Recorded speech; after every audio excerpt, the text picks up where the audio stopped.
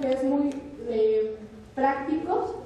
Hay capítulos que tienen 1 o 2 hojas y también van a ver que nos apoyamos de cuadritos que están al lado de las páginas con algunas buenas prácticas o algunas sentencias que ayudan un poco a entender de qué manera podemos ir aplicando cada una de las reglas o cada uno de los principios.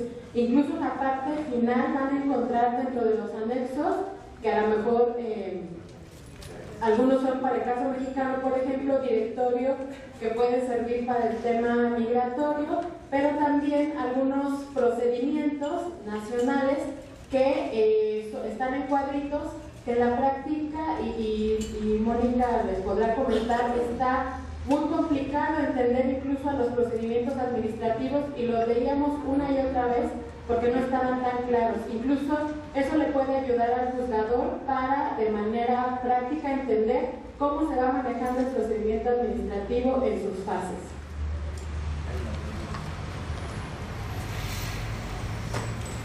Bueno, la justificación, mucha de esa justificación ya se hizo mención el día de ayer. Lo único que quisiera rescatar, bueno, es que están estas reformas normativas de las que tanto hemos estado hablando, la reforma constitucional, la ley de migración y la ley sobre protección, sobre refugiados y protección complementaria, que ha sido un gran avance en México porque, bueno, pasamos muchos años sin tener reformas sustanciales en este tema, a pesar de que se hablaba de que México pues estaba comprometido con los derechos humanos de las personas. También la jurisprudencia reciente, ya decían por ahí el caso de Rosendo Radilla y otra serie de precedentes que no nada más eran nacionales, sino también a nivel internacional. Hablaban ayer del caso del Eslor y varias sentencias que van a estar ustedes encontrando también a lo largo del protocolo, y también en la parte de anexos hay una lista de jurisprudencias y los casos a los que pueden ustedes referirse. Y otro tema de la justificación es la necesidad de considerar la realidad que viven las personas migrantes y sujetas de protección internacional de manera cotidiana en todo análisis jurídico. Y esa es una de las cosas que desde el área legal nos dábamos cuenta, que a los jueces les costaba mucho trabajo la resolución de casos de personas migrantes porque no lo veían como algo cotidiano. A veces incluso preferían resolver para efectos que entrar al fondo, porque no era un tema que lo sentían propio y que tampoco conocieran mucho. En la parte de situación general también mucho ya se ha abordado y creo que la mayoría de las personas que están aquí lo vive en sus respectivos países. La situación general, pues 1 de cada 33 personas en el mundo es migrante. La situación económica o violencia en países de origen que está cada vez sacando a más personas y las está obligando a inmiscuirse en redes de tráfico, trata de personas. El crimen organizado para nosotros que afecta a la ruta migratoria en México y lo que también ocasiona un gran número de violaciones y delitos en contra de la población migrante y refugiada. Y el endurecimiento de políticas migratorias, que aunque esto es algo que vemos muy cotidiano en México, también sabemos que en varios países sucede lo mismo.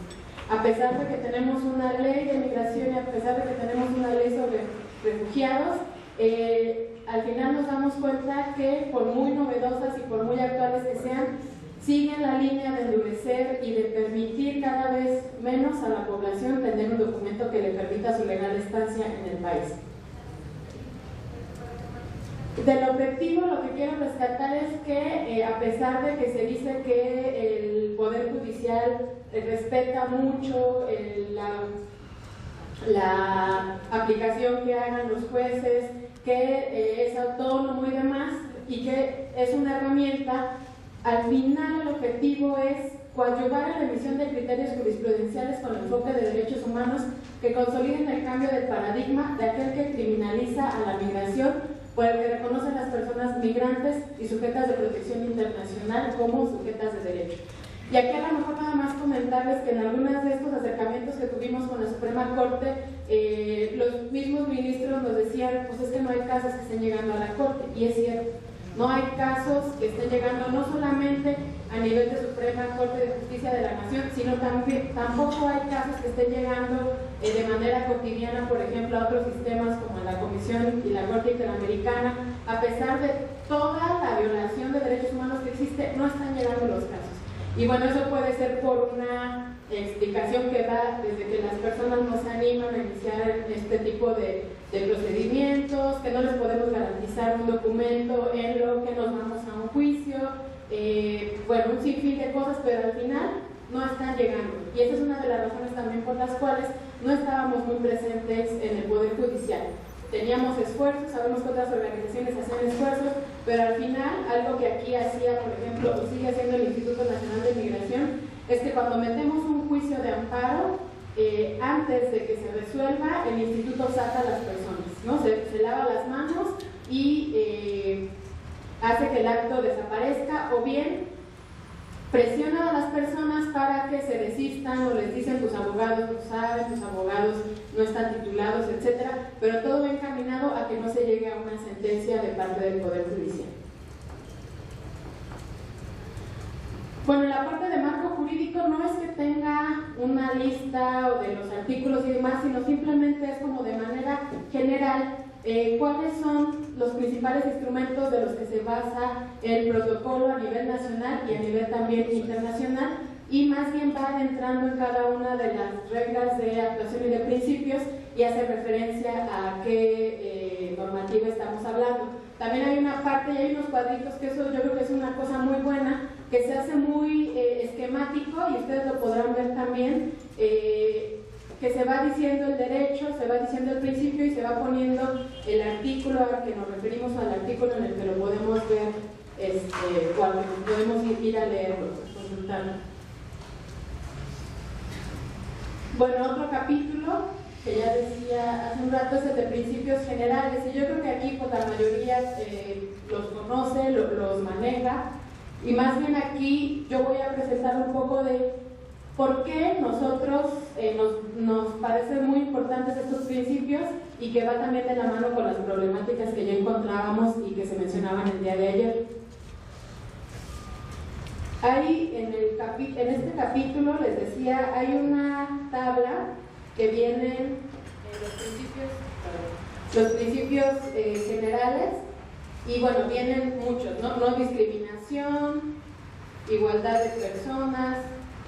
Bueno, quien los tenga quien lo tenga a la mano en la página 45 va a encontrar el principio y del lado derecho el fundamento legal. Y aquí viene el principio pro persona, la no devolución, el interés superior del niño, niña o adolescente migrante, unidad familiar, no revictimización, presunción de inocencia, gratuidad y beneficio de la duda.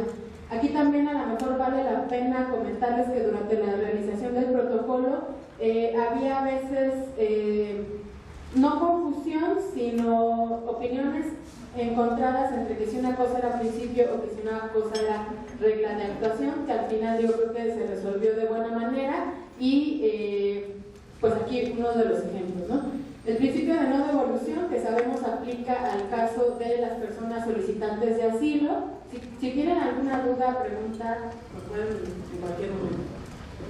El principio de la no devolución, entendido como no devolver a las personas a un lugar donde su vida o libertad corra peligro, no impedir que las personas busquen protección en un país y no negar el acceso al territorio a personas que huyen de la persecución. Esto no nada más entendido como si una persona solicita el asilo, no la van a regresar a su país de origen, no le van a prohibir al instituto regresarla, sino esto también incluye el no regresarlos en fronteras, que es algo que también sucede en México y seguramente está sucediendo en los aeropuertos, no nada más de aquí sino de otros lugares. Aquí existe una figura que se llama el rechazo, y el rechazo es una ficción jurídica que me imagino que también existe en esos países, por el cual una persona llega, pasa el control de migración, y si le ven que el pasaporte o la visa está alterada o tienen alguna duda de su autenticidad, pasan a un segundo control, y si deciden que no es legal, entonces hacen que las aerolíneas, en el caso de los aeropuertos, regresen a las personas a sus lugares de origen. Esto a costa de la aerolínea, obviamente, pero también en contra de una posible solicitud de asilo. Y nos hemos encontrado algunos casos que ha sido complicado, desde incluso interponer el amparo o ir a notificar al aeropuerto por lo complicado que es para los actores del Poder Judicial entrar al aeropuerto y notificar al Instituto Nacional de Migración. Y bueno, sabemos que incluso el ACNUR nos ha comentado en algunas capacitaciones que dan en el aeropuerto no existe dentro del Instituto Nacional de Migración procedimientos para identificar a solicitantes de asilo en este tipo de fronteras. Entonces, ahí tenemos un problema y que bueno, aquí también es justo uno de los motivos por los cuales se mete como principio. No nada más es la no devolución cuando a un solicitante se lo regresa, sino este tipo de minucias que está en no regresar a las personas en frontera, no rechazar, y también lo que se conoce como la triangulación, ¿no? Es decir, no te estoy regresando a Israel, donde te están esperando para meterte a la cárcel, sino te estoy regresando a Francia, pero luego en Francia, como tampoco tiene visa, entonces ahí lo regresan nuevamente a Israel, ¿no? Entonces al final está regresando a un país donde su vida, libertad o seguridad corre peligro. El tema de la unidad familiar, y aquí le voy a pedir a alguien que me ayude, porque como nada más tengo lente.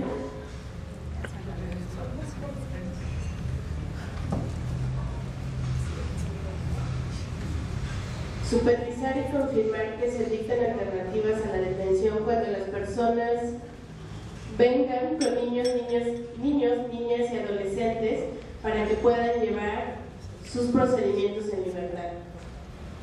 Respetar y garantizar el derecho a la unidad familiar de las personas migrantes y sujetas de protección internacional que viajan sin sus familias y que han decidido que México sea su destino final, reunificación familiar. Gracias. Este principio, bueno, lo encontramos principalmente violentado en estaciones migratorias donde efectivamente hay niños que están pues, detenidos en estaciones migratorias, y a veces, aunque dicen no es que ellos no están detenidos, pero por ejemplo en un estado de la República que se llama Tabasco, y en un lugar donde vamos a visitar estaciones migratorias, la familia está en la estación migratoria y nos dicen, no, los niños están en el albergue del DIF. El albergue del DIF está dentro de la misma construcción o dentro del mismo terreno de la estación migratoria, solo que a la DIF, ¿no? Entonces no hay mucha diferencia entre estar o no detenidos. Y bueno, también lo que nos ha sucedido es que las personas que son familiares, por ejemplo, nos dicen que no los dejan convivir con sus familias. Está el esposo, está la esposa, y no los dejan convivir, que en el caso de las personas sujetas a protección internacional tienen el derecho de traer a la familia consigo. Pero también nos hemos encontrado con casos que tarda muchísimo la reunificación familiar, y hay casos de 1, 2 o hasta 3 años en donde no se puede traer a la familia. Y aquí lo que nos parece muy grave, y que creo que es algo que tenemos que ver de qué manera hacemos la incidencia, o si es a través de juicios o cómo, es que muchas veces las personas que salen huyendo dejan a la familia, pero la familia en la misma situación, es decir, la familia sigue siendo perseguida. Tenemos casos en que han matado a familiares, y entonces la reunificación se vuelve un procedimiento igual, en el mismo plazo, para las personas que están, digamos, sin peligro de persecución y que pueden esperar 1 año o 2 años, que lo mismo para personas que están al borde de ser asesinadas o de ser encarceladas. Entonces, ese es un gran reto que tenemos en México. No sé si en los países de ustedes sea un poco lo mismo, pero la reunificación es también por el tema de los traslados, las actas de nacimiento. Tenemos a personas que están esperando la reunificación de hijos que ni siquiera están registrados. Entonces, eso también alarga muchísimo los plazos de la reunificación. Y también un caso muy chistoso de una persona que esperaba la reunificación de su esposa y su hijo, y por un error en el nombre de la esposa se aprueba la reunificación del hijo de 6 meses, pero no se aprueba la de la mamá, ¿no? Entonces también como ese tipo de absurdos que continúan pasando. Y aquí a lo mejor lo pongo en un ejemplo muy claro, que son las entrevistas que hace la Comisión Mexicana de Ayuda al Refugiado, que aquí es como el símil de CONAR en Nicaragua. Y es que muchas veces las entrevistas nos comparten, pueden tardar hasta 5 o 6 horas, son entrevistas que tienen cuestionarios muy largos, y cuando las personas nos cuentan, nos dicen que se sienten como si estuvieran en un ministerio público, ¿no? Entonces, muchas veces también como que se les ha dicho, es que me estás mintiendo, es que estás haciendo esto, y el problema de esta situación es que cuando lo llevamos a un ámbito judicial, es complicado y por lo regular nos niegan cuando queremos que nos den las grabaciones, por ejemplo, o que nos den los expedientes de las personas para ver qué fue lo que dijeron, porque a veces las personas nos dicen lo que dice la resolución no fue lo que dije. ¿no? Y ahí también tenemos todavía un largo camino. Ayer ese tema salía en esta mesa y decían, ¿por qué no lo hacen por transparencia? Se ha hecho por transparencia en uno de los casos y se ha entregado el expediente con las declaraciones, pero las han tachado, ¿no?, de negro, cuando son declaraciones de la misma persona y la misma persona es la que le está pidiendo. Luego el beneficio de la duda, obviamente aplicado para las personas que están buscando la protección internacional, que eso también me parece que es algo en donde México todavía está muy atrás. Se deja la carga de la prueba para la persona que está solicitando la protección internacional. Y bueno, eso como principio. No sé si tengan hasta aquí alguna duda, comentario. ¿No? ¿Todo bien? En sus países es igual, es un poco diferente. ¿No?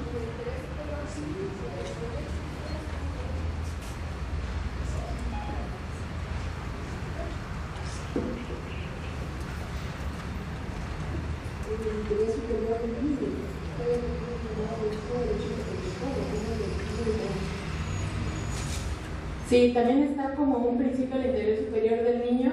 Creo que uno de los temas aquí es que no se puso mucha atención ni en la ley de migración ni en la ley sobre refugiados. Nosotros incluso teníamos mucho temor cuando empezamos a recibir casos de menores porque nosotros sabíamos que no era tan fácil que pudiéramos representar a un menor. Pensábamos que teníamos que ir ante un juez y que el juez tendría que dar la tutela de ese niño y demás. Al final el instituto no lo tiene tan claro y en una ocasión que pedimos representar a un menor, por ejemplo, nos dieron la representación. Y en ese escrito preguntamos quién era la persona que ejercía la tutela del niño y no se respondió. Y ahí es interesante porque pues en la ley no dice que el Instituto Nacional de Migración, tampoco dice que los oficiales de protección a la infancia. Entonces no hay propiamente con mucha atención en el tema de los niños. También en el caso de los niños que requieren o que pueden ser sujetos de protección internacional, cuando se estaba creando la ley, nosotros pedimos que fuera muy claro que las personas menores de edad tuvieran un acompañante, un representante, alguien que velara por sus intereses, y lo que se nos dijo en ese momento es, si hacemos eso, lo que vamos a hacer es detener los procesos, se van a alargar y al final no tenemos la ley. Entonces, un niño puede ir a pedir protección internacional y nadie lo va a acompañar cuando le estén entrevistando para elegibilidad, ¿no? También eso es algo que no está muy tocado ni por la ley de migración ni sobre refugiados, pero que esperamos que los jueces sí puedan ver en el caso de que lleguemos a los juicios. En ese marco, la Convención del Derecho del Niño establece que los niños tienen que estar, se debe tutelar su derecho y dentro de ellos está el representante legal. El Estado tiene que velar por eso. Eso es elemental. Es como que una persona no habla el idioma, tiene que buscar un traductor. Las constituciones, por lo menos la constitución de Nicaragua está, yo soy como la mayor constituciones del mundo. Lo del traductor, en el caso de los menores, quienes ejercerán la representación. A falta de los padres, el Estado tiene que tutelar su derecho. Y que está muy claro también en otro tipo de materias, como la penal, por ejemplo, ¿no? En la penal tiene que tener una persona que vele por sus intereses, en algunas otras materias familiar, pero el área administrativa, y aquí es una pata coja que tiene México, el área administrativa y todo lo que tiene que ver con los procedimientos para elegibilidad de personas sujetas a protección internacional, eso se ve como algo accesorio. Y eso incluso a veces nos hemos encontrado con personas en el Instituto Nacional de Migración que cuando se habla de que se lleva un juicio, es que cómo los jueces se van a meter en el trabajo que hacemos, ¿no? Desde ahí no hay una conciencia de que los jueces pueden perfectamente revisar las actuaciones. Y aquí, con la ley ya se prevé que un abogado puede entrar a las entrevistas, pero antes no había ni la posibilidad en ley y era muy complicado que una persona pudiera estar presente en una de las entrevistas de elegibilidad. Entonces es algo que ha costado trabajo a nivel administrativo y en el tema migratorio.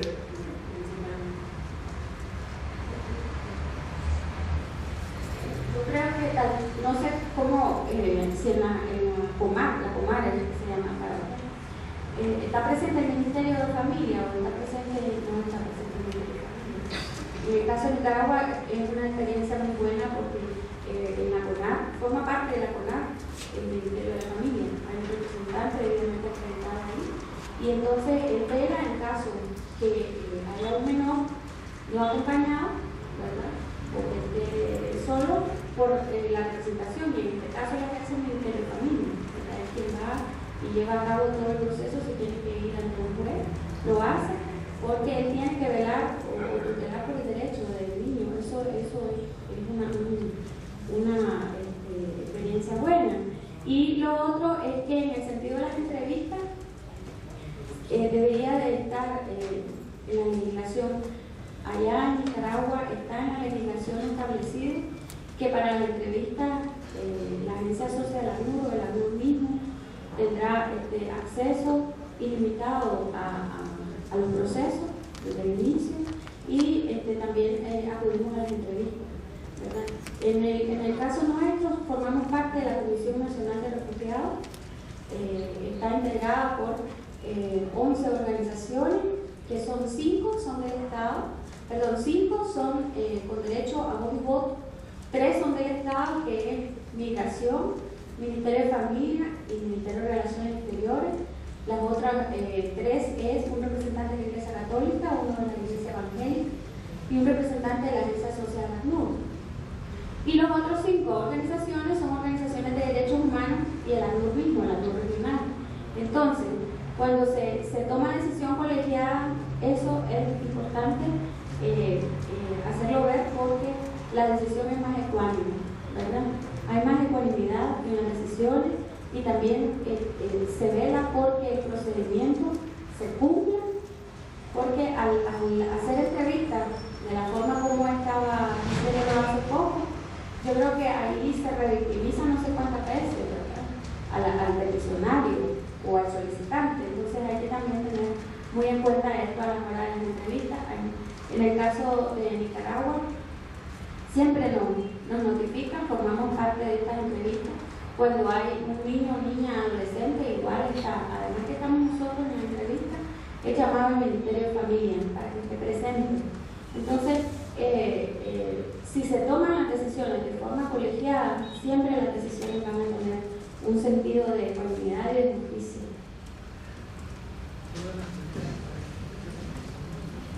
Pues no, aquí no está presente más que el oficial de protección, y lo que hace el Instituto Nacional de Migración cuando hay un menor que puede ser sujeto de protección internacional es que lo canaliza con la Comar, y la Comar a su vez lo saca de la estación migratoria, pero canalizándolo a un albergue, que este albergue puede ser, y la mayoría de las veces así es, una organización civil. Y ese albergue es el que va a quedar como a la tutela del niño, y ese albergue es al que se le da el documento migratorio del niño, pero ese albergue no funge como representante legal en las entrevistas. Y peor aún, hay muchos albergues que son de puertas abiertas, en donde los niños se han ido.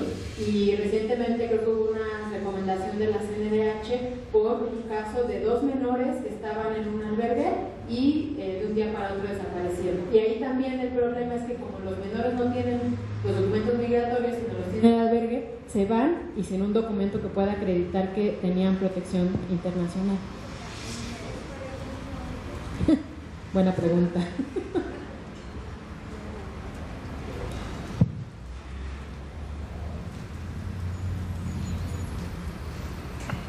Sí, bueno, y también señalar, hola, buenos días a todos, y otra vez a los que ya había saludado. También señalar una recomendación, la anterior de la CNDH, hablando de los procedimientos que decían sobre por haber realizado una entrevista vía telefónica, que sigue pasando todavía eso, que hacen elegibilidad a través de entrevistas solamente por vía telefónica y sin los ¿cómo se llama? Apoyos adecuados, sobre todo por, no sé, especialistas, por psicólogos para menores y todo eso, ¿no? Bueno, sabemos que sigue, y la cuestión no es que no se puede hacer vía telefónica, pero lo que no puedes es tomar una decisión solamente sobre la base de eso. Más allá de los huecos que pueda existir tanto en la ley de refugiados como en la de inmigración, ¿no? Sobre todo apelando al principio por persona y al interés superior, nada más. Sí, no se van a escandalizar cuando lleguemos a lo de intérpretes más adelante. Pero sí es cierto, el tema de las entrevistas también, hay como 5 o no sé si 7 oficiales de protección para toda la República, para los 32 estados, y la mayoría está en el Distrito Federal. Y bueno, ¿qué era esto? Perdón. Los derechos que deben ser garantizados por parte del Poder Judicial, o bueno, desde antes por las autoridades administrativas, es el derecho a la asistencia legal y defensa. Aquí una de las cosas que nos damos cuenta es que no es nada fácil representar a personas que están en estaciones migratorias, y el Instituto Nacional de Migración nos ha dicho o ha dicho muchas veces que está a punto de firmar un convenio de colaboración con la Defensoría de Oficio. Hasta hoy no ha sucedido y sabemos porque el fin de semana, como les decía Lorena, estuvimos en Matamoros y había un defensor público y él estaba llegando casos de personas que estaban en estaciones migratorias, pero es el único del que tenemos noticia, y creo que otro que se acercó con nosotros a Defensoría, pero no es tan sencillo que las personas tengan acceso a un abogado, mucho menos gratuito. Si incluso personas que tienen la capacidad para pagar y que contactan a un abogado, se les complica mucho entrar a las estaciones migratorias. Nosotros hemos hecho viacrucis este año para poder acreditarnos dentro del expediente. Es muy complicado. Es más fácil ir y representar a una persona que cometió un delito, ir a visitar a una persona dentro de un reclusorio, que poder hacer lo mismo con una persona extranjera. Entonces hay muchos abogados que incluso dicen, yo prefiero que mi cliente esté en un reclusorio que esté en una estación migratoria, porque no es posible tener acceso a ellos ni de manera física, a veces ni de manera telefónica, porque obviamente les cobran las llamadas y tienen que hacerlo a través de tarjetas, y si el abogado desea comunicarse, uno tiene que estar ahí horas y horas intentando hasta que uno de los teléfonos públicos se desocupe y entonces poder contactar a la persona. ¿Para qué? Esta serie de obstáculos y de dificultades para atender a los migrantes dentro de un centro de detención. El obstáculo, por ejemplo, desde lo más sencillo, que son las llamadas telefónicas, es que ellos les dan la posibilidad de una llamada gratuita al principio y ya nada más. Después hay teléfonos en los que se mete tarjeta, pero obviamente la persona tiene que tener dinero, y si la persona entró sin dinero, de ninguna manera va a poder hacerlo. Y lo que dicen cuando uno habla por teléfono y quiere comunicarse con ellos es que cambian las reglas. Hay veces que te preguntan ¿de parte de quién? Pues de fulanito, no, solo tiene que ser familiar.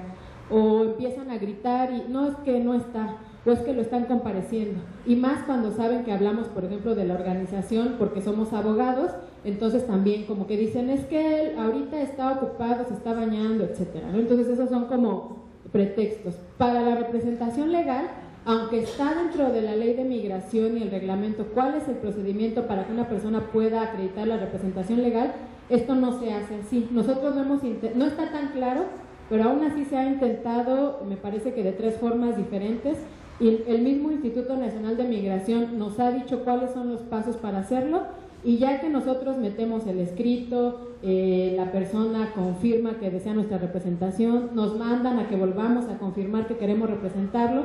Entonces cuando están dentro de la estación migratoria, cuando quieren ver a la persona, le siguen poniendo trabas, ¿no? Es que tengo que hablar a centrales a ver si es cierto que este documento que me trae es verdadero, es que tienen que comparecer al extranjero, y así creo que en un total de, no sé, 10 personas se ha podido lograr en 3, ¿es así? Y solamente ver a una. Entonces, pues imagínense, ¿no? Y nosotros estamos ahí como todo el tiempo, y que las abogadas se han pasado un día entero entre migración, estación migratoria. Quiero decir nada más que en realidad hemos visto a 2, pero uno, como no tenía intérprete, no hablamos con él. Y obviamente el intérprete ellos no te lo facilitan, ¿verdad? Y si, imagínense, para entrar al abogado, ahora para entrar con un intérprete es otra vez el mismo caminito. Esos son como las... O sea, tú vas con migración y te dices que sí hay, es que en la ley es que los abogados sí pasan, y no, los abogados nos dicen que no los dejan pasar igual, ¿no? Se han tenido que meter amparos por incomunicación. Y cosas de ese tipo. No, por ahí no. La siguiente, no, perdón.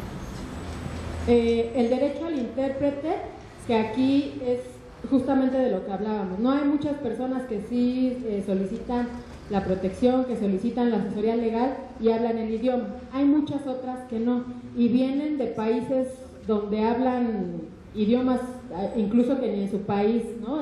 Como aquí las etnias. Entonces es muy complicado localizar un intérprete. El Instituto Nacional de Migración no se esfuerza por hacerlo. Ahí lo que hacen es que algunos hablan inglés, algunas tienen contactos de personas que hablen francés, pero cuando se trata, por ejemplo, de chinos o de otras nacionalidades de, no sé, algunos países africanos, ahí ya se les complica más, y a las personas las tienen detenidas mucho más tiempo argumentando que no encuentran un traductor. Tuvimos casos penales, un chico liberiano que lo tuvieron 2 años encarcelado, y él 2 años le tomó aprender el español en la cárcel y enterarse de qué era de lo que lo estaban acusando, porque él todo el tiempo, ya cuando se pudo comunicar y que nosotros lo íbamos a visitar, decía que en las audiencias únicamente se hacía todo, él no se enteraba, y al final le pasaban el papelito doblado para que lo firmara. Él poco a poco fue entendiendo hasta que se negó a firmar, y nunca le llevaron un traductor, a pesar de que el chico podía entender incluso el inglés. Y como ese tipo de casos son muy cotidianos. Y también se da en el proceso de elegibilidad, porque estas entrevistas que ya mencionaban, cuando son idiomas que no tienen un intérprete o que las personas de Comar no pueden entender, lo que hacen es que se auxilian de otra persona vía telefónica, y entonces hacen una conferencia para hacer las entrevistas. Aquí el tema es que a veces incluso se auxilian de personas que son refugiadas, y ya nos ha tocado, porque incluso a veces son usuarios de nuestra organización, que nos empiezan a decir cosas de la entrevista, o que omitieron cosas de la entrevista, o incluso que son como si hay personas de 2 partidos políticos diferentes y le ponen a uno a hacer la traducción, pues ya se imaginarán ahí también que hay un sesgo muy grande. Entonces eso tampoco es algo a lo que se le ponga mucha atención, nos parece, y que también puede derivar en que las personas no sean reconocidas cuando en realidad sí merecían este reconocimiento. ¿Alguna pregunta? ¿Había una mano? ¿No? Y bueno, el derecho a la información, que también nosotros lo vemos... sí, perdón.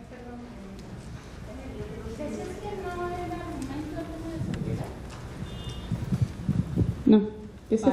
Para entrar a la estación migratoria como representante, no.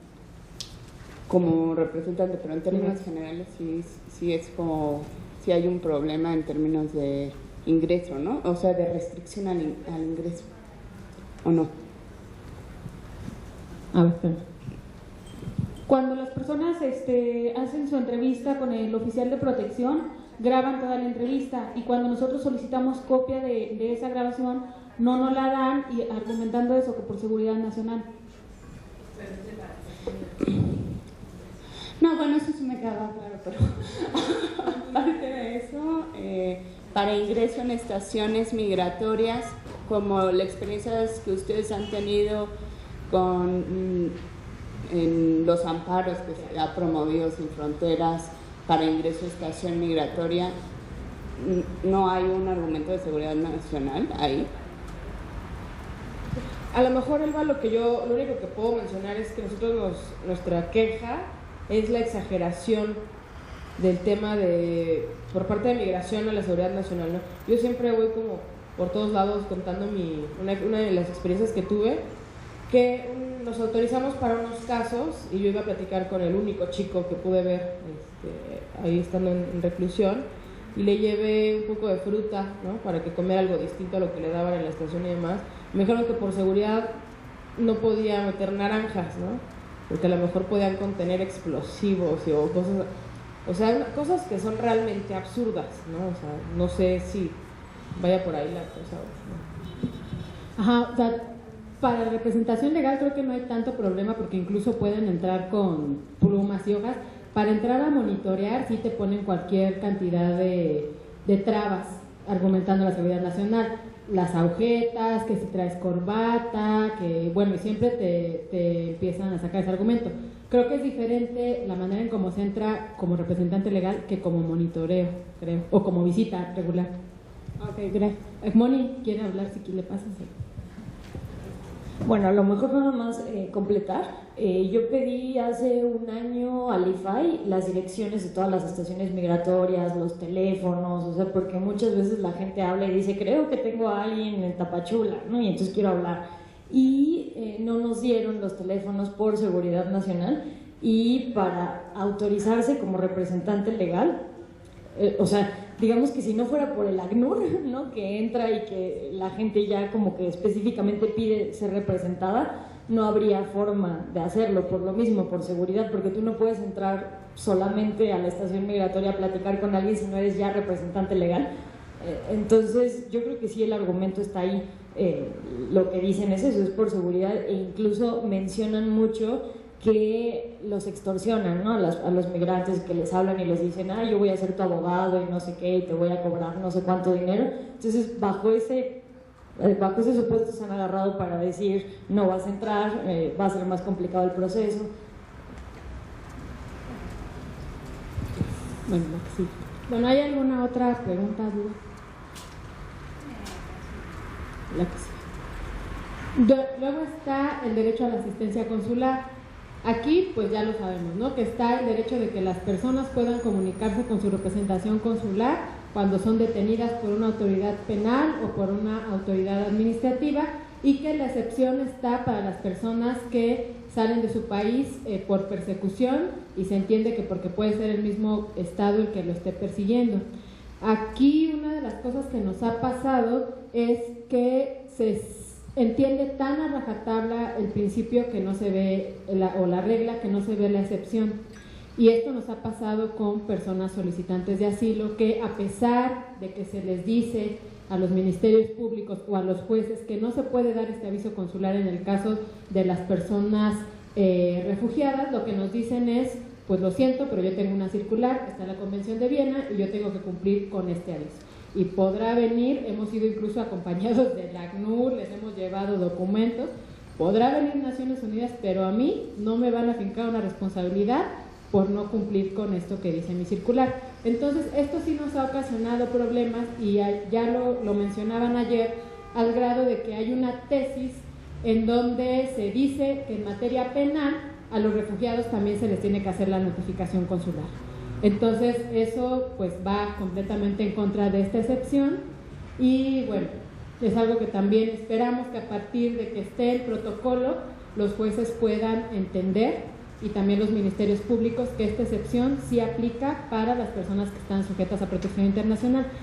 Creo que también esto va muy de la mano con el hecho de que se haya llevado el caso ante la Corte Internacional de Justicia de México en contra de Estados Unidos por tener a varias personas esperando la pena de muerte y que no se les había hecho la notificación consular. Creo que ese caso pesó tanto que tiene todo el sentido y toda la razón, pero se está dejando esta excepción a un lado.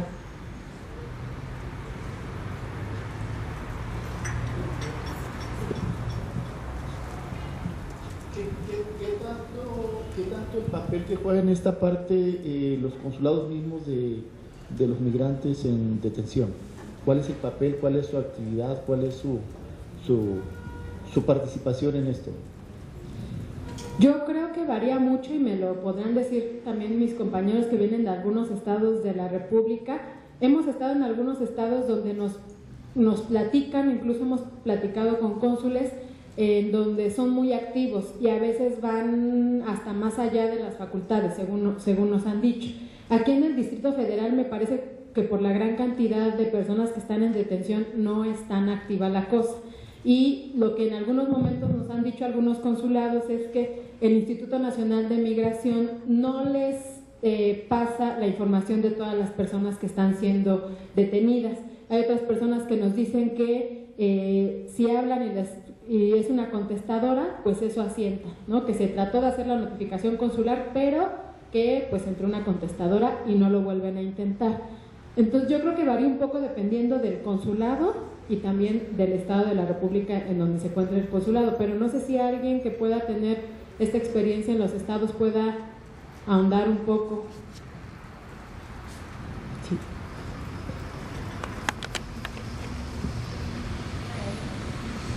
Sí, nada más para, pues prácticamente es lo mismo, ¿no? En Tapachula, depende del consulado, incluso del titular.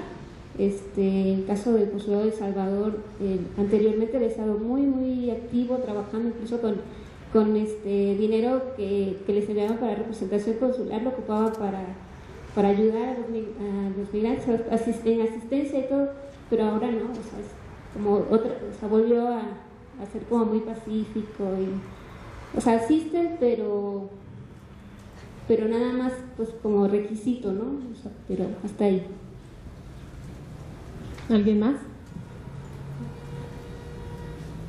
Por allá, por allá.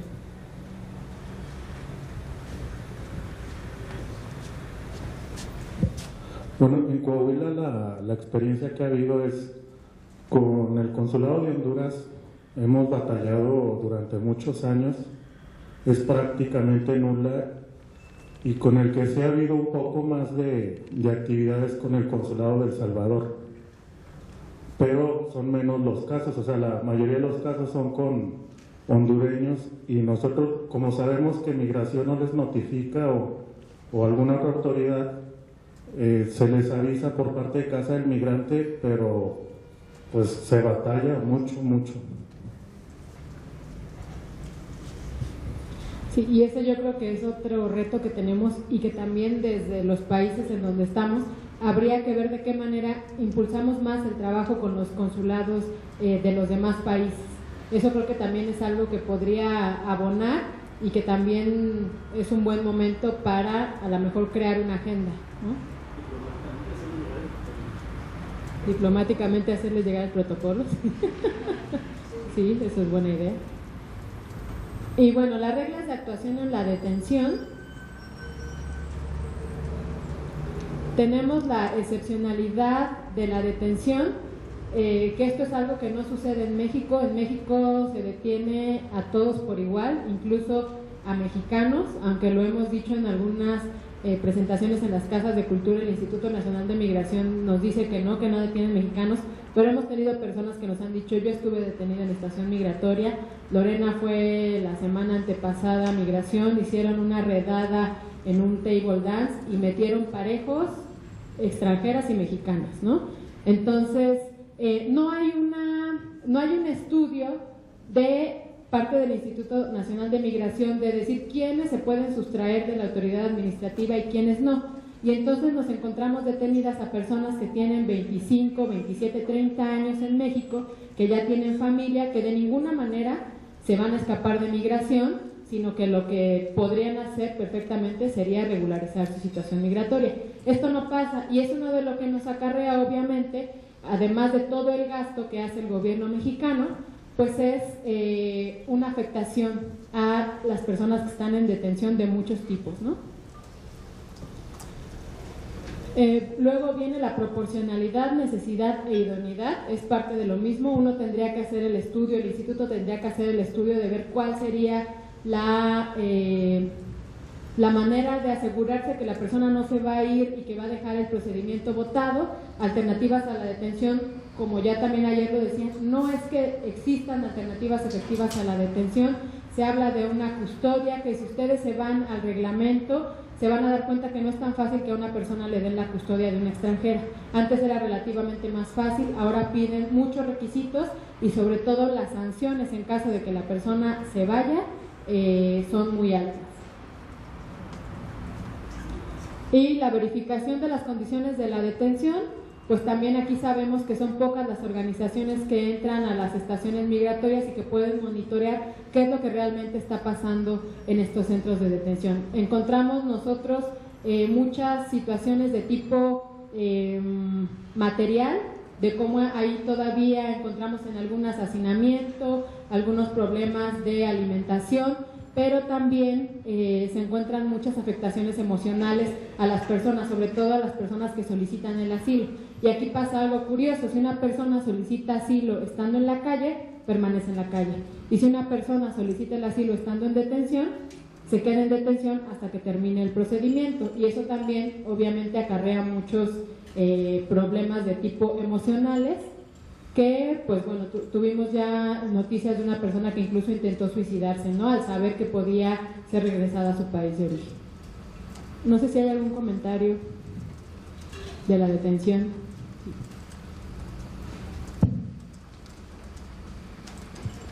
Saber si con esta figura de la custodia, que entiendo que pueden pedir los consulados de los países de origen del nacional, ¿es así? Si han habido ya antecedentes en ese sentido, nos lo puedan compartir. No, que conozcamos no, y difícilmente va a haber, si uno se fija en todos los requisitos que tiene que tener. También abren la puerta a las organizaciones, pero al mismo tiempo la dejan muy acotada. Dicen que organizaciones de alta solvencia moral, que quien vaya a ser administrador o que haga actos de administración tenga el poder específico para representar ante dependencias de la administración ejecutiva, no me acuerdo cómo está bien el tema, pero uno tiene que dar una fianza. Si la persona se va, pagas como 100,000 pesos de multa si se te va la persona, y además quedas vetada para volver a sacar a una persona en custodia. Entonces difícilmente, si una organización no puede, un consulado mucho menos va a poder. Sabemos de personas que han salido bajo custodia, pero es lo mismo que decíamos, en los estados hay algunas veces que las mismas personas del Instituto Nacional de Migración, por debajo del agua, le dicen a un padre, le doy a esta persona en custodia. Pero si nos vamos a los requisitos formales, los padres ni los albergues cumplen con lo que establece la ley y el reglamento. Entonces, no conocemos un caso donde se haya ejecutado la custodia como dice la ley. Y ya van 2 años de la ley. Elba. Yo estoy revisando como un poco la situación de los consulados y hablando con 5 consulados en México, ninguno de ellos tiene intención siquiera de tomar custodias, porque su argumento es unísono, es que no hay, ellos no tienen un lugar donde colocar a la persona. No, en realidad nunca me manifestaron una cuestión de la garantía, sino más bien en términos de no tenemos en dónde dejar a las personas, y si no podemos resguardarlas, mejor no las sacamos, ¿no? Entonces creo que también eso es un tema de política de Estado. O sea, el consulado no lo hace porque tampoco hay una presión que esté diciendo ¿por qué no lo haces? Porque bien podrían crear estrategias para implementar la custodia. Y por el otro lado, desde la revisión que yo hice fue desde el 2002, de 2002 a 2011, tanto por acceso a la información como pues por información de los propios consulados, ninguno de ellos desde el 2002, que desde el 2002 ya tenían la posibilidad de sacar a las personas en custodia, ha sacado a nadie en custodia. Lo que ellos hacen es, todas las custodias se entregaban a particulares, entonces, o a organización, algunas de ellas organizaciones de sociedad civil antes. Lo que ellos hacen es negociar con el Instituto Nacional de Migración en algunos casos, entonces los dejan salir, o los propios consulados en casos muy excepcionales, sobre todo de secuestros, los han puesto, digamos que en un hotel por 1 noche o 2 noches, mientras hacen el retorno, pero nunca a través del mecanismo de la custodia.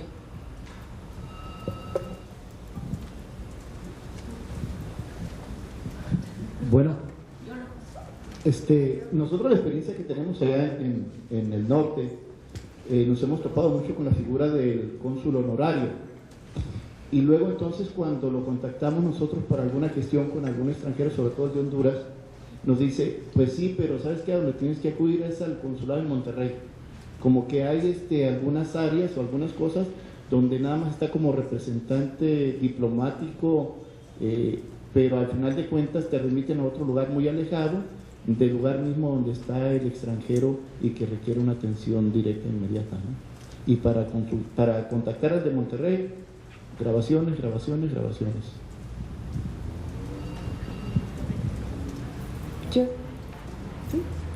Bueno, yo quisiera decir que en el caso de Guatemala al menos existe como ya la idea de que está suficientemente cumplido la tarea de tutela, protección o al nivel que sea posible mediante la recepción y la custodia y traslado a las casas de nuestras raíces. Sin duda es un avance, ¿verdad? Sin duda han mejorado la infraestructura, e inclusive ya con esta pequeña casita que está en la ciudad capital para recibir a los niños deportados de Estados Unidos. Es decir, hay un proceso que progresivamente va hacia a mejor. Sin embargo, entonces ahí hay como puntos rojos que yo creo que hay que trabajar más. En el tiempo del retorno, de la entrega de las autoridades de México a Guatemala, todavía hay lentitud, pero está el rango de niños que no atiende el DIF, ¿verdad? Jóvenes que por su tamaño, sus circunstancias, reportan inclusive que son mayores de edad y que se colocan en riesgo porque entran a la delegación migratoria con los adultos, ¿verdad? Y no hay un trato realmente diferenciado para jóvenes entre 12 y 18 años y están en una situación de alto riesgo, y para ellos no hay un trato especial de retorno ágil, seguro y digno, ¿verdad? Entonces yo creo que ahí hay un vacío en la ejecutoria que en este momento es como el tema, ¿verdad? Yo comentaba justo un caso del que tuvimos conocimiento. En el Servicio Jesuita Migrantes en México existe un programa de búsqueda de migrantes desaparecidos o no localizados, y fue justamente así que tuvimos conocimiento del caso de un chico de Honduras del que no se tenía conocimiento de su paradero en México. Después supimos que estaba en una estación migratoria en Oaxaca, y después de 2-3 meses de detención más o menos, y debido a hacinamiento, malas condiciones en la detención, etcétera, este chico con otro grupo de personas empiezan a protestar al interior de la estación migratoria y golpean la reja de la estación migratoria con una patada. Parece que solo dobla ligeramente la reja, pero eso es suficiente para que ellos sean trasladados al penal y acusados de daños a la nación. Ya en el penal, y entrando en contacto un poco más con ellos, pues nos damos cuenta que en realidad la razón por la que salían de Honduras era por un tema de persecución de crimen organizado, etcétera.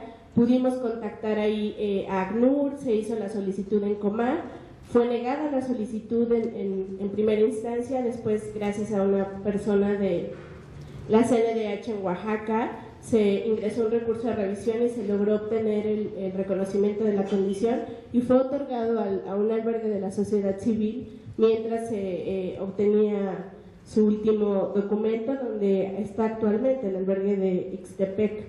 También hemos encontrado en este sentido que la actuación de las autoridades consulares, pues por un lado es opaca y por otro lado probablemente desconocimiento. Sí creemos que quienes más actúan es el Consulado de El Salvador. En nuestra experiencia también los consulados de Honduras son quienes menos tienen actividad por la gran cantidad de casos que reciben. Es lo que muchas veces ellos nos dicen, no tienen elementos técnicos, materiales, humanos para atender la gran demanda de solicitudes de sus nacionales en el país. Pero sin duda creo que es un tema en el que hay que abonarle mucho con el protocolo. ¿Alguien más? En la experiencia de Nicaragua en relación a la detención hay una diferencia con los solicitantes de asilo y los refugiados. Si están en la calle no van a ser detenidos, ¿verdad? Llegan a hacer la solicitud a migración, no van a ser detenidos, llevan su proceso normal establecido en la Ley de Protección a Refugiados, que es una ley especial, y esa ley permite que una vez presentada la petición, 30 días después, la resolución tiene que estar efectuada, ¿verdad? No puede pasarse más allá de ese tiempo porque hay una norma dentro de la misma ley que establece que el silencio administrativo opera a favor del solicitante. Entonces no puede pasarse de esos 30 días para la respuesta, para la resolución. Entonces, si el solicitante está detenido, la ley de protección al refugiado establece que no puede estar detenido más allá de los 7 días. Y esa norma se aplica así, ¿verdad? De plazo fatal. Y comienza a correr desde que la persona hizo la petición, sea en una terminal aérea, sea en cualquier puesto fronterizo, sea aéreo, terrestre o marítimo. Comienza a correr ese tiempo y por eso la migración se auxilia siempre del ejército para trasladar a las personas. Si están en frontera, por ejemplo, en la costa caribe de Nicaragua, hacia Managua, o si están en otra frontera tal vez que es difícil la llegada hacia Managua, siempre se busca, migración se auxilia pues del ejército o de la policía para trasladar al solicitante porque el tiempo va corriendo, esos 7 días van corriendo. Para llevarlo a ese centro que hay en Managua, solo hay uno en todo Nicaragua que está en migración. Y en relación a los consulados, hay mucha ausencia de los consulados centroamericanos allá, es lo que veo. Tal vez en el caso de Nicaragua, el que más se interesa por las personas es tal vez el consulado hondureño, no mucho el salvadoreño. Del guatemalteco no conozco prácticamente al cónsul. Y en el caso de las personas que proceden de otros continentes como asiáticos o extracontinentales, ¿verdad?, de África, es una dificultad para las autoridades, que imagino que para toda la región, porque hay muchos solicitantes que no tienen acreditación diplomática, como es el caso pues, de Somalia, ¿verdad? Somalia, Eritrea, Etiopía, está uno en La Habana, el otro está aquí en el norte, creo que en Estados Unidos hay un consulado y uno en Canadá, pero ahí hacia allá, o sea, hay dificultades con los grupos extracontinentales en relación a que migración les notifique. En relación a los solicitantes, migración no lo hace porque está establecida una prohibición en la Ley de Protección a Refugiados. El artículo 19 de la ley dice que ninguna autoridad podrá notificar al consulado de origen o a ninguna autoridad del país de origen del solicitante, ¿verdad? Porque está todo eso, el proceso está revestido por el principio de confidencialidad. Entonces hay una prohibición y esa prohibición es a toda autoridad. Entonces, desde ese punto de vista hay una experiencia pues diferente en relación a los solicitantes de asilo que con los migrantes, los extranjeros no solicitantes. Bueno, creo que aquí también tenemos un problema con la identidad en el caso de las personas extracontinentales y ahí también debería de existir una, no sé si reglamentación especial, pero por ejemplo hay personas de algún país asiático que como no hay manera de contactar al consulado porque para empezar no hay en México, después es muy complicado que puedan ellos acreditar la nacionalidad. Entonces esas personas también son de las que se quedan mucho más tiempo porque no hay manera de saber a dónde se van o dónde van a ser deportados. Y otra cosa que también nos ha pasado es que, y que creo que lo aprendieron de Estados Unidos, es que nos mueven a las personas de estación migratoria a otra. Cuando empiezan a ver que empieza a ser activo, que empezamos a meter juicios o que la persona ha hecho denuncias por corrupción dentro de las estaciones migratorias o por los malos tratos, de un día para otro lo mueven de una estación, por ejemplo del DF, nos han mandado gente a Chihuahua, de un día para otro, y no hay ahí sí ninguna justificación, ¿no? Simplemente pues te mandan por razones de espacio, pero en la práctica es para que quedes alejado de tu familia, si es que la tienes, o de tus abogados, que creo que también es mucho lo que pasa en Estados Unidos. Y bueno, aquí está el asunto de la verificación del cumplimiento de medidas cautelares, que es algo también en donde me parece que no hemos avanzado tanto como quisiéramos en el tema judicial, y los criterios estrictos de notificación de actuaciones, que aquí también nos enfrentamos con un problema cuando metemos juicios de amparo para personas que están detenidas, porque se pide que la persona vaya a ratificar la demanda de amparo a los 3 días, porque después empiezan a mandar algún tipo de notificaciones y parece que en un primer momento el juez se compra eso de que no está en detención, sino que está alojado en una estación migratoria. Entonces insiste en que se presente la persona, y es algo que también se ha peleado mucho y se ha, pues de alguna manera, tratado de compartir, y es: la persona está detenida y tú tienes que ir a notificarla a la estación migratoria. También hay una parte en donde ustedes pueden ver las reglas de actuación para personas beneficiarias de protección internacional, y que bueno, ya las hemos visto de alguna manera, ¿no? La prohibición de contactar a las autoridades del país de origen en caso de solicitantes, el otorgamiento de visas humanitarias a solicitantes de asilo para evitar la privación de la libertad, que es algo que actualmente no se hace. Las personas que están detenidas en estaciones migratorias no tienen la posibilidad de la visa humanitaria, a pesar de que está en la ley y en el reglamento sobre refugiados.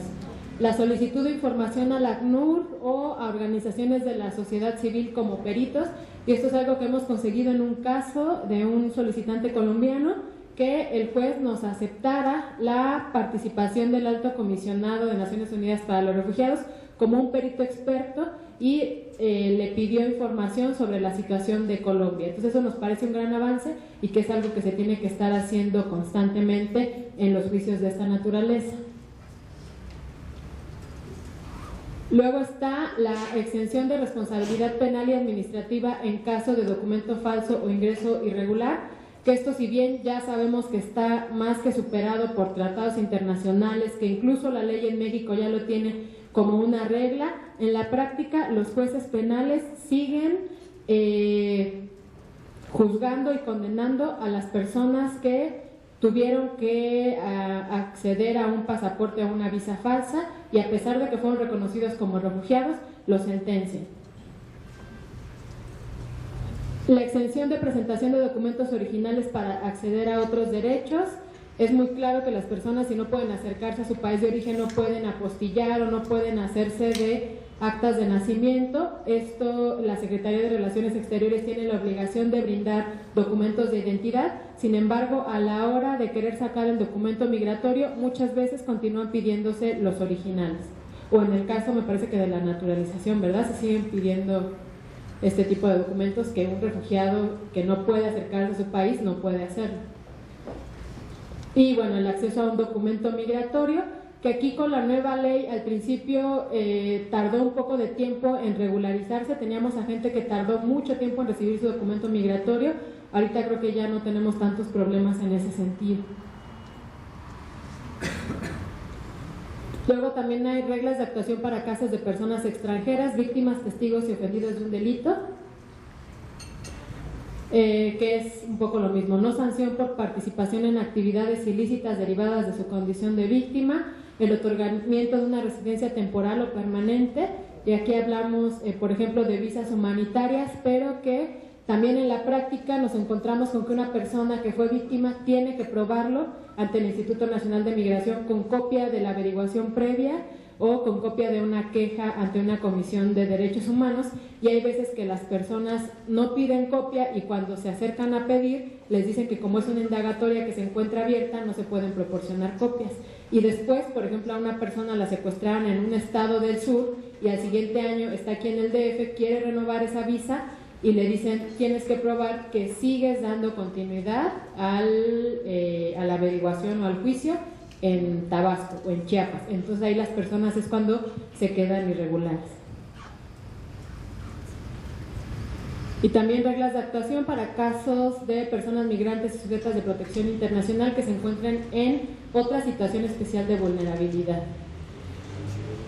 Mínima estancia dentro de la estación migratoria, que aquí vemos también que existe en la ley sobre refugiados, pero en la práctica es muy discrecional. Si el instituto considera que la persona, no sé, una mujer a lo mejor con 7, 8 meses, entonces a lo mejor sí la saca, pero si hay otra persona que visiblemente no se ve alguna afectación, pues se considera que puede estar ahí todo el tiempo que dure el procedimiento. Y pues también Comar saca a las personas de la estación migratoria, pero es lo mismo, ¿no? Quienes consideran realmente que no pueden aguantar el procedimiento en detención. Y bueno, aquí está lo del permiso de residencia temporal o permanente, si quieres lo avanzamos. Y bueno, poner límites a la facultad discrecional. El Estado tiene la potestad de establecer requisitos de entrada y permanencia de personas extranjeras, sin embargo, las normas de origen internacional establecen ciertos límites. El Poder Judicial de la Federación ha determinado que esta no es absoluta ni faculta a las autoridades a dejar de fundar y motivar correctamente sus resoluciones, que es algo con lo que también se enfrenta el área legal de manera cotidiana. Y bueno, creo que eso sería a grandes rasgos lo que contiene el protocolo. No sé si hay algún comentario, duda, pregunta.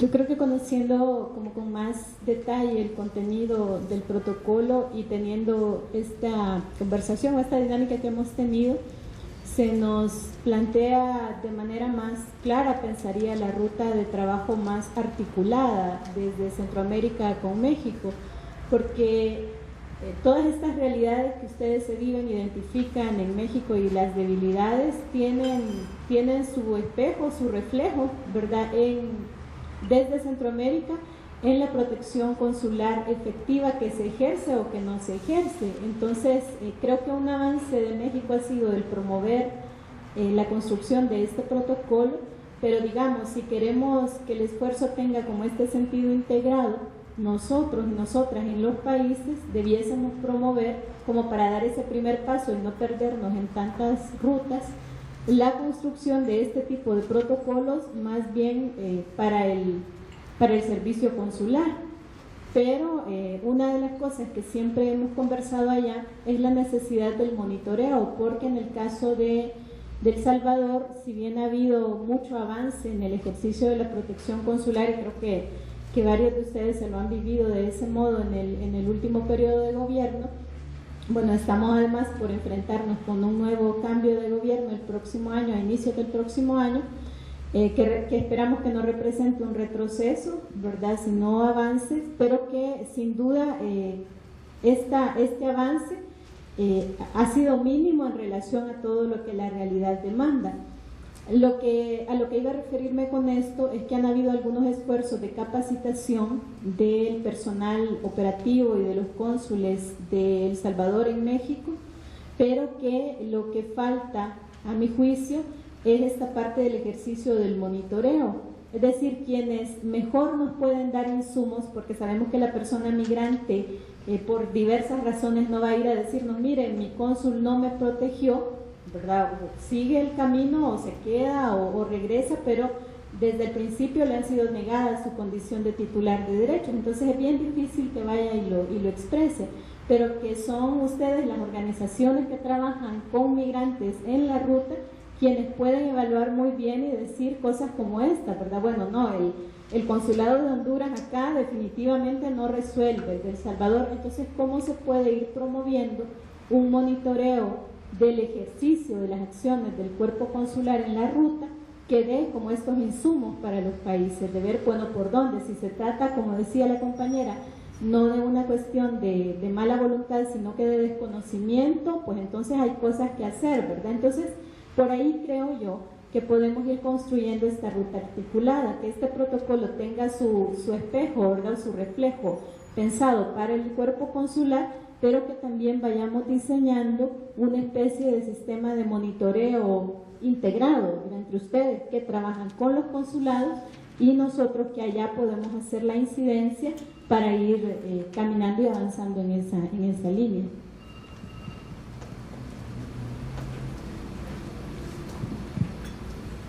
¿Alguien más? Sí.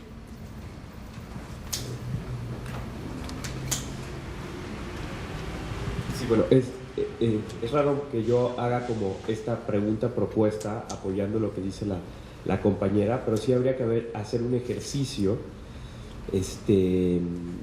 muy parecido como espejo, y tendría que ser mucho más fácil porque no se trata de una cuestión judicial sino administrativa, y estoy pensando con la parte de la cuestión del IME y cuestiones consulares de Cancillería, más allá de la Subsecretaría de Asuntos Multilaterales y Derechos Humanos, sino una cuestión práctica, efectivamente como una especie de monitoreo con los principales países, y también determinando la ruta.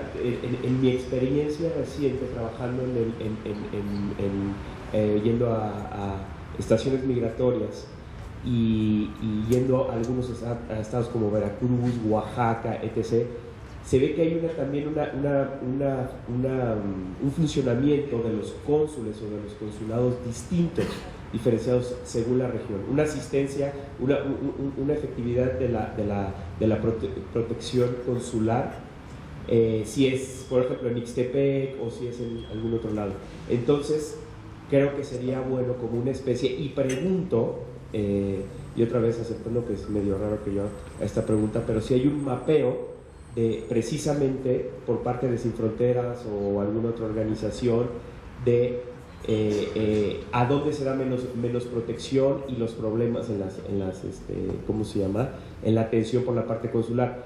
Desde mi trabajo como visitador adjunto de la Comisión Nacional de Derechos Humanos y teniendo un intercambio a veces con encargados de las ¿cómo se llama?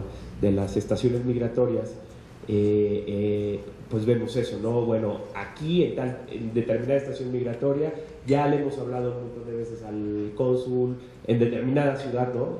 Ya sea en Chiapas o Veracruz o Oaxaca, y no hay como a veces necesariamente una regularidad. Otras veces dicen, no, este cónsul o este consulado reacciona bastante bien. Entonces, bueno, perdón, mi participación era un poquito compartir. Segundo, preguntar, proponer una especie de mapeo, no sé si un protocolo, pero muy específico de la coordinación ¿cómo se llama? De la coordinación entre los países a través de la parte consular, México, Guatemala, México, Honduras y todo eso, y la propuesta de procedimientos que agilicen la atención y que den una mayor atención.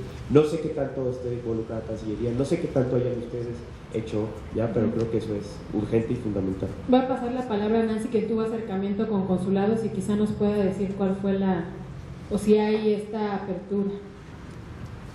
Bueno, ahí es claro que tenemos también una parte que trabajar. Hay varias instituciones que ya han estado, sobre todo desde la academia, coordinando esfuerzos para la articulación y trabajo con consulados.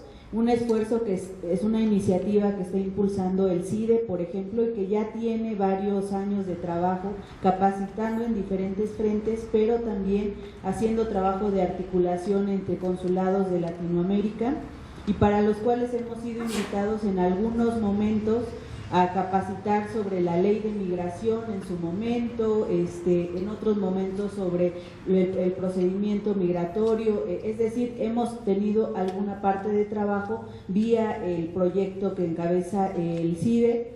La propia Corte está articulado su trabajo con una red de consulados latinoamericanos precisamente, y que es la propia Corte la que hace una presentación de los avances del protocolo por ahí de julio, si no me equivoco, donde emite una circular con algunos de los principios del protocolo, precisamente en el marco de una reunión que había con consulados latinoamericanos, y a partir de la relación con la Corte también se nos ha invitado ya a hacer una presentación del propio protocolo, ¿no? Pero aquí, dado el trabajo que se tiene incluso en una iniciativa que tenemos con INCEDES Guatemala, donde también en parte de los trabajos, que si bien se enfoca con legisladores de Centroamérica, hemos tenido intercambios en algunos trabajos con consulados.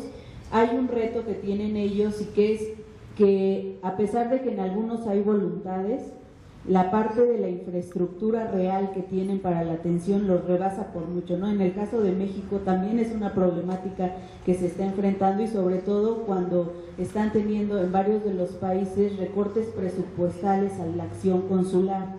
Entonces creo que ahí hay varios colegas que están metidos mucho más en la parte de trabajo con consulados. Yo veo que hay una intención de ver de qué manera se puede trabajar, pero los rebasa por mucho, ¿no? Y ahí incluso pues los esfuerzos que se han hecho, como en México, que igual Tapachula nos puede comentar un poco, incluso de tener una sede de los consulados de Centroamérica, ¿no? Y va también en el sentido de abaratar costos para la renta, etcétera, ¿no? Creo que hay mucho por hacer ahí también, porque hay debido a que es poco el personal, tampoco es que se pueden involucrar muchísimo en los casos, ¿no? Y ahí pues el reto más bien también es de las autoridades, de qué manera fortalecen a la red consular de sus países para que puedan proveer, y la otra también un trabajo de seguir sensibilizando y compartiendo información actualizada sobre lo que nosotros estamos encontrando en cada uno de los países, ¿no? Pero creo que hay aliados que hemos identificado. No es suficiente tener el marco, sino comentar los procedimientos y además contar historias, ¿verdad? Porque de verdad se aprovecha mejor el conocimiento, y ellos también están en eso que tú decías, Nancy, de ir construyendo la confianza, ¿verdad?, en la relación con sociedad civil. En ese marco es que ellos también puedan contar sus experiencias fallidas y cuáles son los elementos que limitan su ejercicio, para ir encontrando como los puntos intermedios y teniendo más criterio objetivo para evaluar su desempeño, por un lado desde afuera, para monitorear y dar seguimiento a sus resultados, pero también para hablar a otros niveles, porque los consulados dependen de direcciones que dependen de que están en las cancillerías. Entonces también es importante introducir ese elemento que no gusta, pero que es el de la evaluación de desempeño desde afuera. Sí, la confianza se crece también cuando se cumple. Exacto, totalmente de acuerdo. Gaby, bueno, tomamos la última intervención porque ya vamos un poco con retraso con la siguiente mesa. Y yo creo que hay experiencias interesantes, no de Centroamérica, pero por ejemplo le preguntaría a Blanca Navarrete de la iniciativa Frontera Norte, el trabajo que se hizo con los consulados mexicanos, porque yo creo que eso fue un ejercicio como muy importante de hacer un monitoreo en los consulados fronterizos y algunos identificados al interior de Estados Unidos, justo para lo que decían, ¿no?, de entrevistarles y saber cómo era la dinámica, y sobre todo que aunque siempre está el argumento de que los recursos y la infraestructura es limitada, también es muy importante cuando te acercas a ellos y ves que no es tan limitada, porque el presupuesto que tienen para actividades de comercio y otras actividades a las que les dan peso es realmente a lo que se abocan, ¿no? Entonces, como plantarte frente a ellos y hablarles de este punto y colocarlo en su agenda sube un poco el nivel también de la discusión. Incluso con la Embajada de México en Washington fueron como buenas las experiencias de saber que desde la sociedad civil mexicana se estaban monitoreando lo que hacían en materia de protección consular, que igual es diferente a lo que pasa en el resto de Centroamérica, pero puede ser como una buena experiencia sobre cómo hacer este tipo de trabajo. No sé. Muchas gracias, Gaby. Igual, Blanca, entonces estás instada a compartir la experiencia.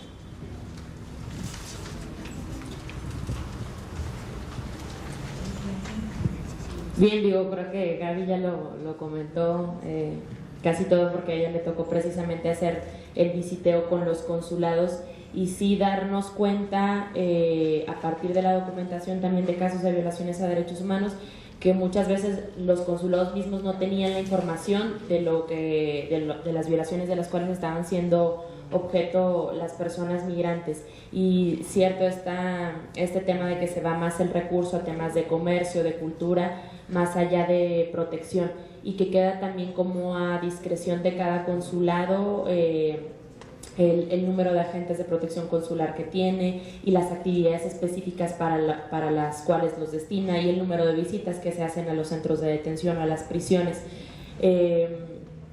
Desgraciadamente, por ejemplo, en el caso de la Secretaría de Relaciones Exteriores, en su manual no establece un plazo razonable para dar respuestas a casos de protección consular, y la respuesta de la CRE es que como los casos de protección consular son tan variados, puede ser desde un caso de unidad familiar hasta la repatriación de un cadáver, no se puede establecer un plazo.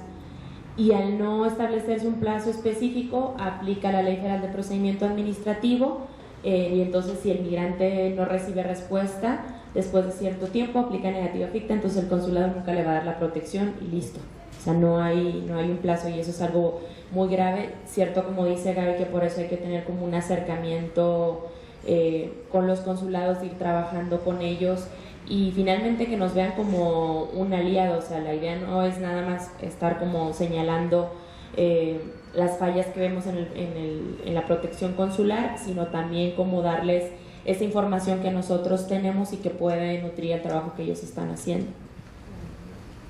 Muchas gracias, Blanca. Bueno, pues con esa última intervención damos por cerrada esta parte para pasar a la experiencia que Sharon va a compartir con nosotros de Costa Rica. Gracias.